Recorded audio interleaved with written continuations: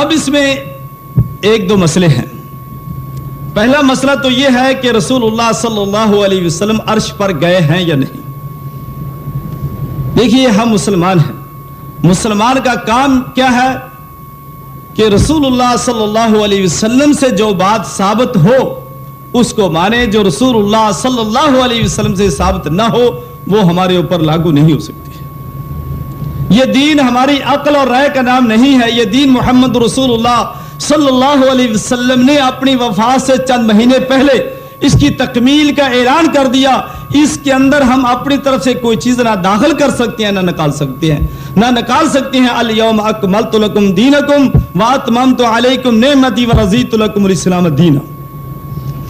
لہذا اس بات کو ذہن میں بٹھا لیں کہ کسی حدیث کے اندر اور نہ کسی صحابی کے قول سے اور نہ کسی امام کے قول سے, وہ نہ امام ابو حنیفہ رحمۃ اللہ علیہ کے قول سے, نہ امام مالک رحمۃ اللہ علیہ کے قول سے, نہ امام شافعی رحمۃ اللہ علیہ کے قول سے, نہ امام احمد بن حنبل رحمۃ اللہ علیہ کے قول سے یہ بات قطعاً ثابت نہیں ہے دنیا کی کسی کتاب میں کہ رسول اللہ صلی اللہ علیہ وسلم عرش پر گئے ہیں.